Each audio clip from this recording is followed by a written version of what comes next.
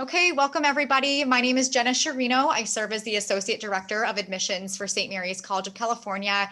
I'm really excited that you guys are joining us today, especially around this very exciting time of your admissions to St. Mary's and ultimately deciding if St. Mary's will be your home away from home for the next 4 years. So we're very excited to welcome you to the Gale community.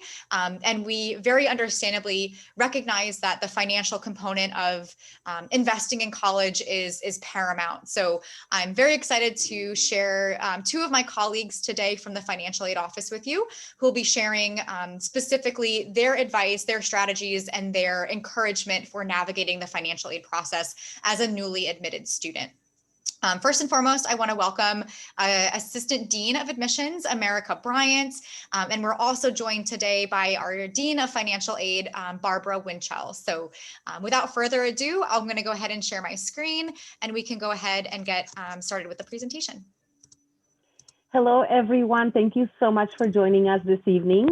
I'm very delighted to be here today, and I'm going to show you a presentation that includes all of the information that about what it takes to be able to apply for financial aid to help you finance your tuition, housing, and other fees here. I'm sure that Jenna and Morgan will be assisting me today, as well as Barbara, perhaps, with the questions that you may have. Feel free to post those on the chat. And at the end, I will hang around to make sure if I can answer any other questions that we may not. And what we'll do is we'll make some pauses throughout the presentation. I'll make some pauses and ask if there's any questions that I may be able to answer as we go along. And then at the end, I'll hang out so that to make sure that we've answered all of the questions, okay? So let's go ahead and get started. So here's the agenda for today. We're gonna go over the things to do before completing the FAFSA application. We're gonna look at the application process, some FAFSA updates, tips, and then finally the Cal Grant program. Before we begin, you begin your FAFSA, you have to create an FSA ID. If you are a student who's already attended a community college and you've filed a FAFSA in the past, you would already have an FSA ID, so you wouldn't need to create a new one. But if you've never completed a FAFSA, if you're going to be a brand new student, either in the spring or in the fall here at St. Mary's, and you've never filed a FAFSA, then you would need to create an FSA ID. Now, at least one parent will also need to create an FSA ID. So at least one parent and the student, and this is the information that you'll need that's listed on the first block here. Once you create the username and the password, you will provide some answers to challenge questions that will be used in case you ever forget your username and password. You can answer these challenge questions and you'll be able to access your password and then your username. The FSA ID acts as your legal signature and should not be created or shared with anyone else. So please, students, do not create a student ID for your parent, and parent, please do not create a student ID for your student, okay? Each person must create their own and save theirs, put it in a safe place. The FSA ID will be used to log into your FAFSA and other student aid related documents. So it's gonna be a very useful tool for you, so safeguard it, okay? And once you apply for an FSA ID, you don't have to apply again. You only do that once. This is what the FAFSA application, and this of course says it's for the 2021 cycle. And the reason we left it this way in the presentation is because we recognize that some of you may be students that are planning on transferring to St. Mary's during the spring semester. And that means that you will have to complete a 2021 FAFSA. That is because the spring semester is part of the 2021 cycle. And so if you are planning on transferring here in the spring, then you'll need to complete a 2021 FAFSA. Those of you who are transferring for the first time in the fall would need to complete a 21-22, and I want to warn you, both FAFSAs are out there when you log into the FAFSA website, so be sure that you are completing the correct FAFSA for the correct year, depending on your situation. Okay, so this is the process for the FAFSA. You apply. After you apply, you retrieve your IRS data, and I'm going to show you real briefly later how to do that. Then every year you reapply. Okay, you're going to find the college codes. The one here listed on here is St. Mary's College Federal Code for your FAFSA. Then you're going to check the status of it. You're going to make any corrections to the information that you originally reported if you need to, if you made any mistakes. You can add additional colleges, and you can print a summary of the information that you reported on the FAFSA. Okay, go ahead and we'll go to the next. Okay, there are 7 easy steps to complete the FAFSA. Again, like the first step was to create your username and password, your FSA ID. And once you have that, you will log into your FAFSA. This is what the login screen looks like. Okay. Make sure that the name, date of birth, and social security number that you report on your FAFSA match exactly what appears on your social security card. Okay. I have students whose name is Robert Smith, but they've always gone by Bobby.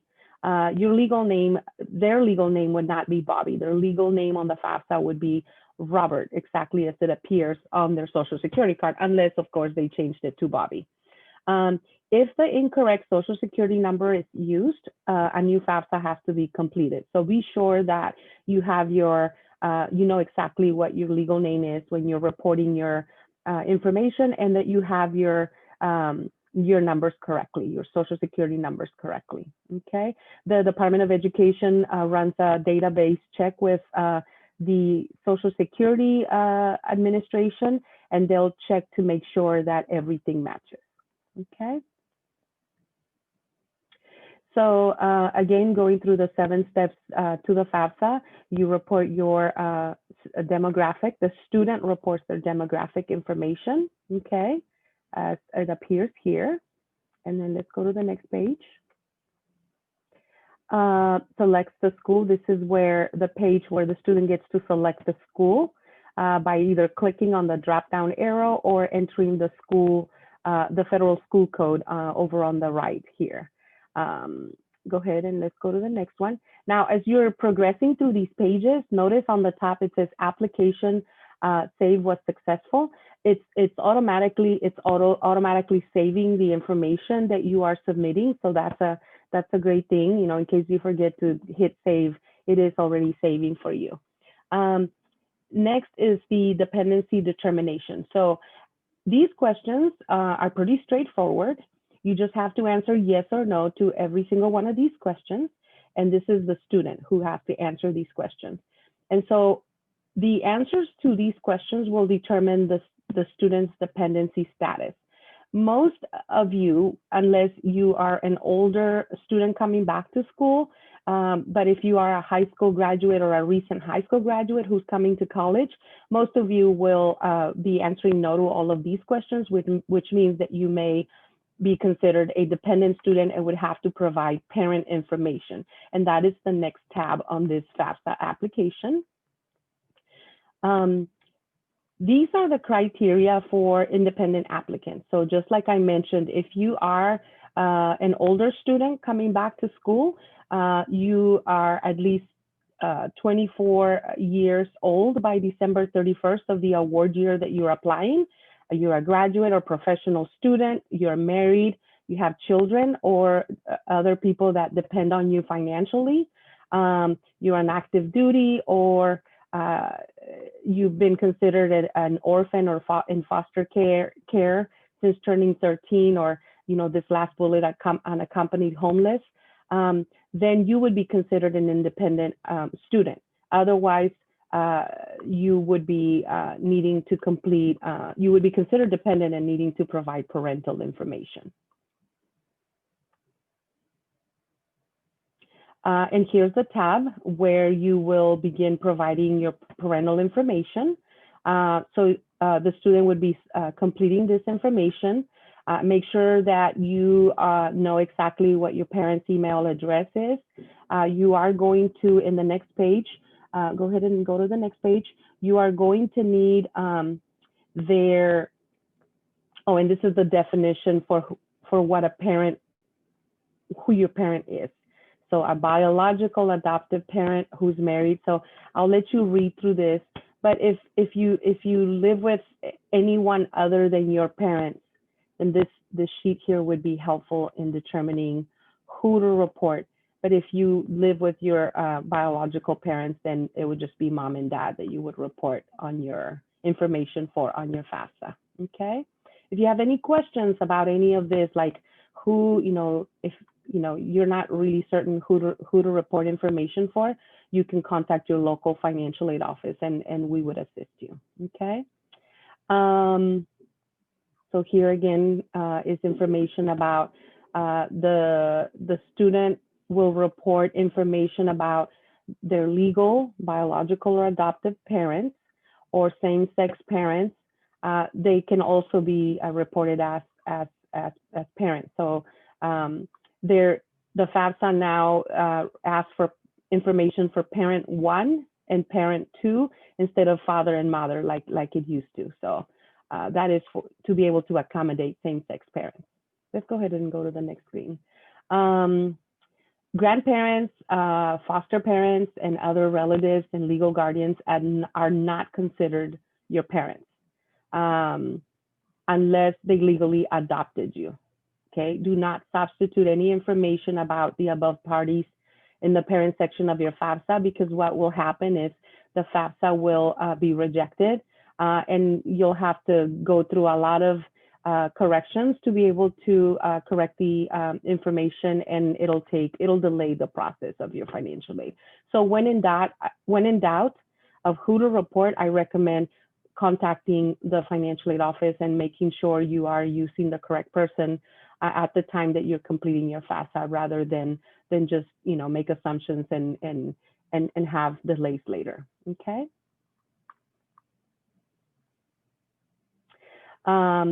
The next step is providing the student's financial information.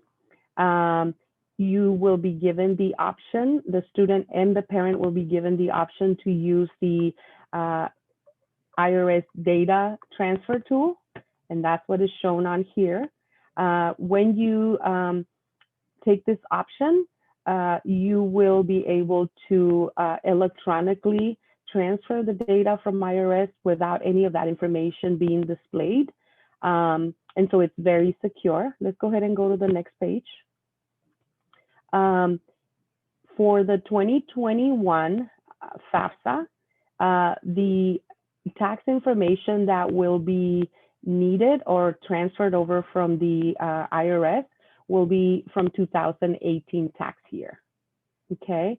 And then for 2021, it'll be the 2019 tax year information. Applicants will be prompted to use the IRS data interface. I highly recommend that you use this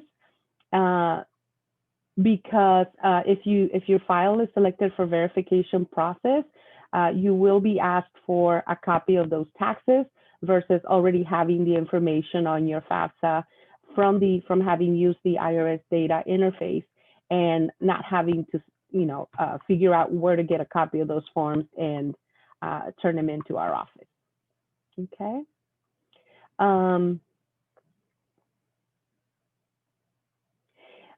This is this page, and I hope you all can see this. It's a little bit small. It's a little bit hard to see, but it basically just shows where to click to be able to select whether the parent or the student filed a tax return. And so there's skip logic. There's when you're filing your FAFSA, depending on how you answer the question. So for example, if you, the student, indicate on this first question that you did not file a tax return, it's going to skip all of the tax questions, and it is not going to prompt you to use the data release transfer tool to bring your taxes over, because you've said that you didn't file a tax return.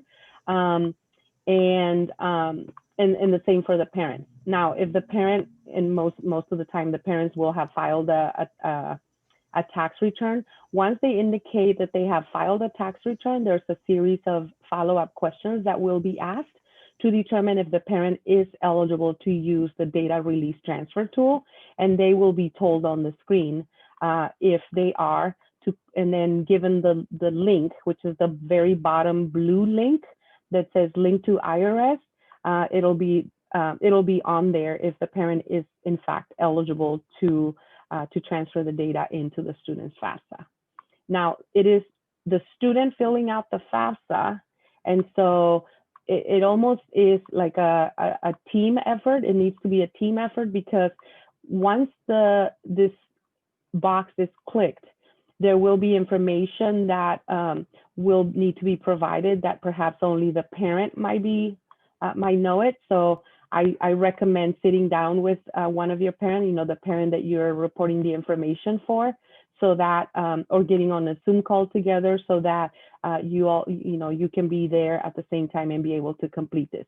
If you are not able to do that, then you can save your application, have your parent retrieve it, complete the rest of bring over the information you see in the link to IRS, and then save it, and then have you come back in and finish it up. Okay. And now I'm going to go ahead and pause right now and check. Do we have any questions so far? We don't have any questions in the chat as of now, but if any of the guests do have any questions, you're more than welcome to unmute yourself or, chat it in, whatever you're most comfortable with. Now, I want to point out that as you are thinking of questions that you'd want to ask, if you have questions that are specific to you, then I would rather you type it in with, like a contact, like an email, so that you and I can touch base together later, because I don't want to answer a question that's very specific to you, but general questions are definitely helpful, because then they'll help, the other participants. Financial info. So this is the second page to the financial information, and what it is it's asking the student to provide for the student and for the parent any information about the parents. So this is for parents' income tax and additional financial information. So just follow the information. It's very self-explanatory. If you've never heard about it, if your parents have never heard about it, it's very likely they don't receive it. So I'd recommend just putting a 0 or skipping that. Let's go ahead and go to the next screen. Now, beginning with this year's FAFSA cycle, this is just talking about how the IRS data transfer is more secure. Like I just mentioned, it is encrypted when it is transferred from the IRS to your FAFSA. It is encrypted so that no one, including yourself, can see that data. Two things. When you first click on the link to IRS, it'll open up a separate web browser. So don't panic. There will be a little warning window that'll come up and say, you are now leaving the FAFSA website to go to another website, the IRS. Click yes. And then once you answer the information on the IRS website and you click to transfer the data, it'll bring you back to the FAFSA to exactly the same spot where you were at automatically. One. The other thing I want to mention is when you are filling out the IRS data to retrieval tool page, it's going to ask you if you want to transfer the data as is, or if you would like to make changes. I think that transferring the data as is the initial intent of this tool. If you make any changes, then it defeats that purpose, because the FAFSA codes will indicate to the financial aid office that you've made changes. And so then it'll ask us to require a copy of those tax forms from you so that we can verify the information that was changed and why it was changed. So if you're using the data release transfer tool, then you would want to transfer the data as is. Okay, and then once the financial aid office receives that information and it sees that the information was transferred without any changes, then we will not be asking for any additional documentation. Okay. Yeah, and here's the same information about what I was just saying, that the information won't be visible to you. Yeah, let's go ahead and go to the next screen. Okay, there's a section on the FAFSA that asks you and the student and the parent about assets. Here is a list of things to include and things not include. Okay, please note on the bottom, and I'll give you a couple minutes to read this. Please note on the bottom of the screen in red letters, the net worth of your investment is the amount left over after deducting the debt from the value of the investment. Okay.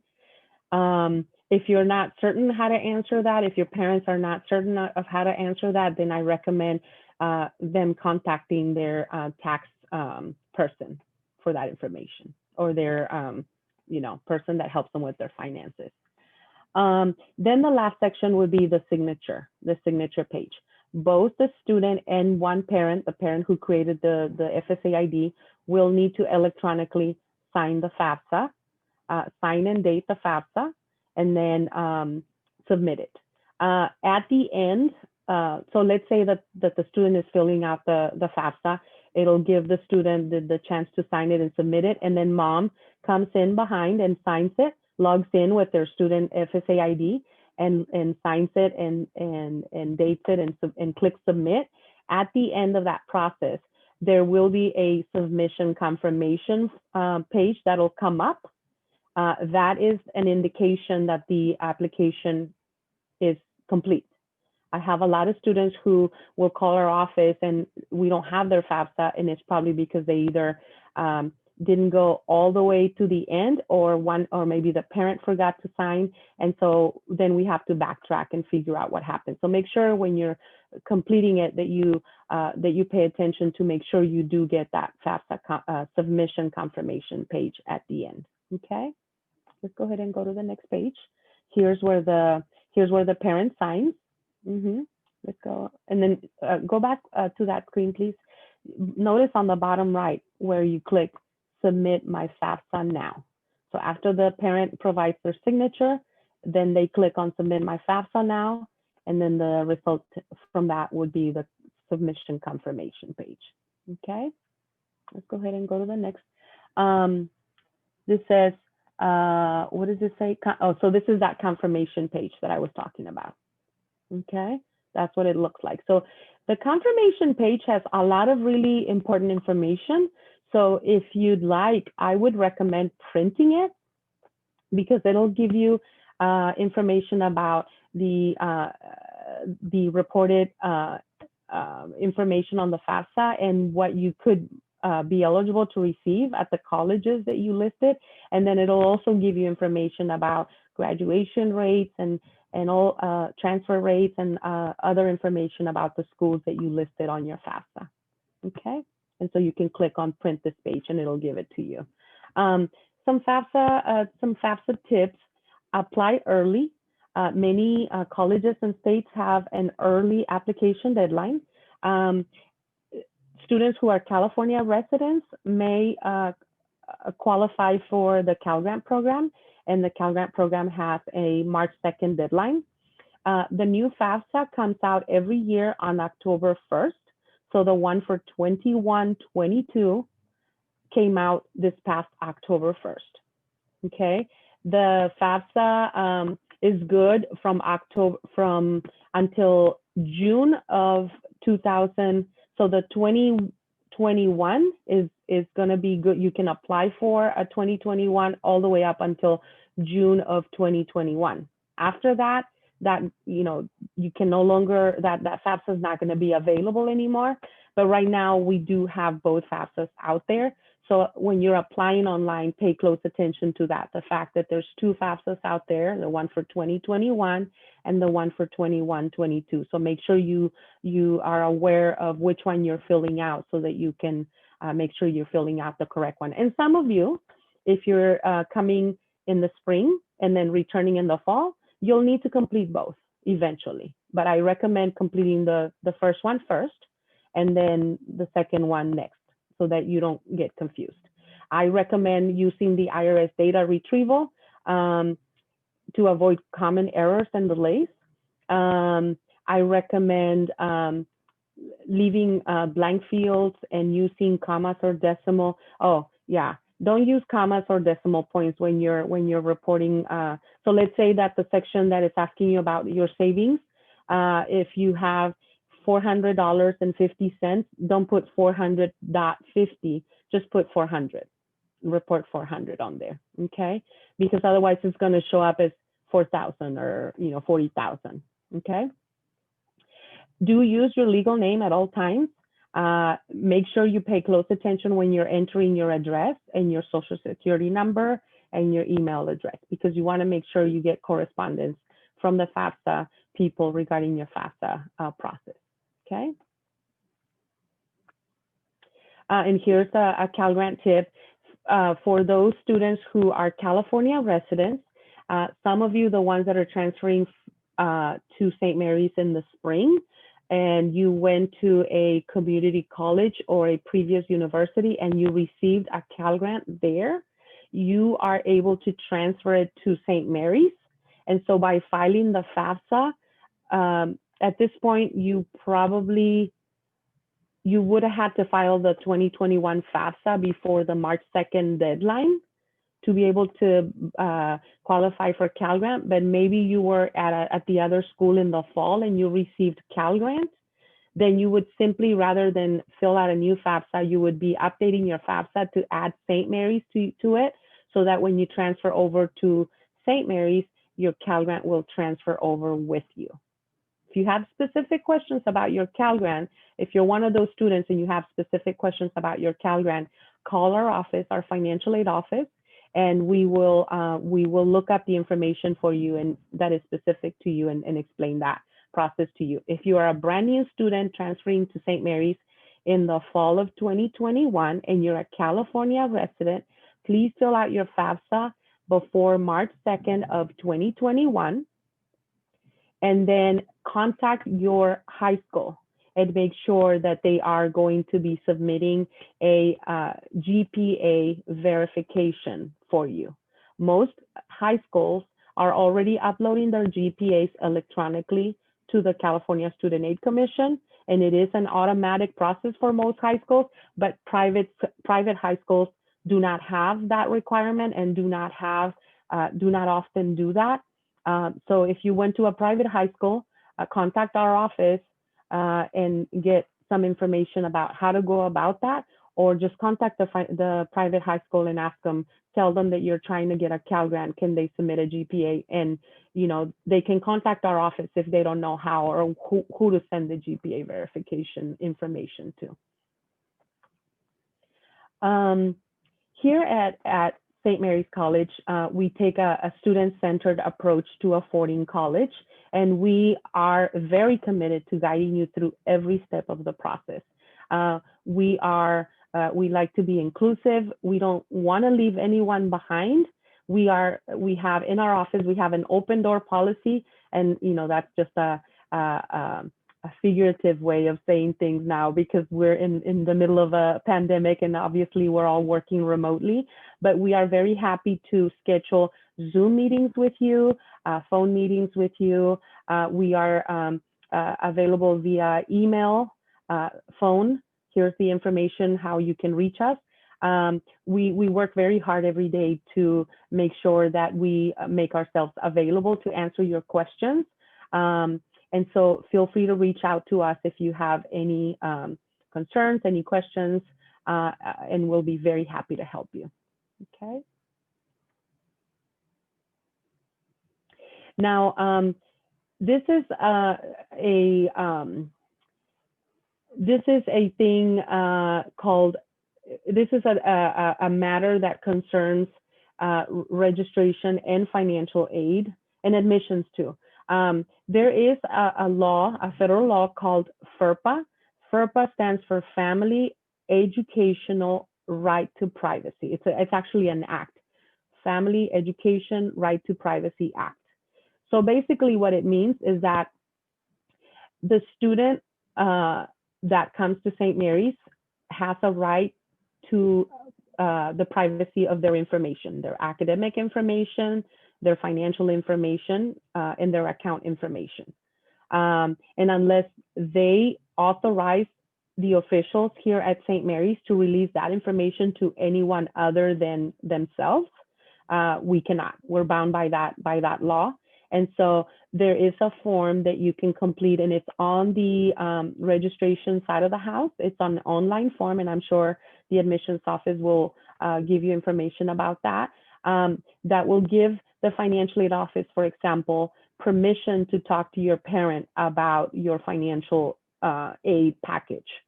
We don't just pick up the phone and give all the information to your parent unless there's a FERPA form on file that you completed that gives us permission to do so. Okay. And that's the presentation for today. I hope that I covered some good information and that hopefully answered, some of the questions that you may have had. And if anyone has any questions at this point, we'll be happy to answer those. Thank you so much, America. This is very helpful for me as a refresher for financial aid as well. And for those students and their families who maybe have not yet filed FAFSAs or are currently in the process, this is a very helpful presentation. So thank you so much for your insight. So for those that do have questions, please enter them in the chat at this time. Or as Morgan has already stated, you're welcome to jump on and unmute yourself and just simply ask your question. But as America has stated, if you have any specific personal questions pertaining to your very specific financial aid information, please email the financial aid office directly.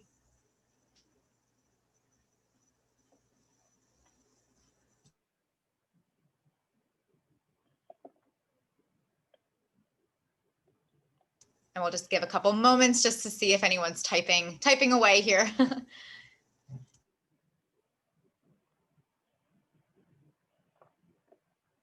I guess if there's no questions, that means I did a perfect job. I'm sure there will be a lot of questions that come up, and if they do come up, again, feel free to reach out to us either by email or by phone. We're happy to assist you. If you already filed your FAFSA for 21-22 or 2021, so if you're a spring transfer, you should already have received an award letter by now, okay? And if you haven't, then contact our office because, we want to make sure that your FAFSA go through. Did we get your FAFSA? Did we process your award letter? What happened? We want to be able to help you. If you filed, if you're coming in the fall and you already filed your 21-22 FAFSA, we have not started processing them, but we do have them in our system. So some of you are reaching out to us because your list of things to do say that you are still missing your FAFSA. You are, welcome. We'll be updating that information soon so that your checklist will say FAFSA received. But in the meantime, if you want to know if we received your FAFSA, we can let you know. Okay.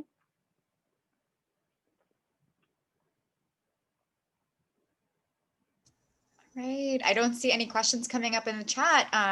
So thank you so much again, America and Barbara. Thank you for being here and thank you so much for your time.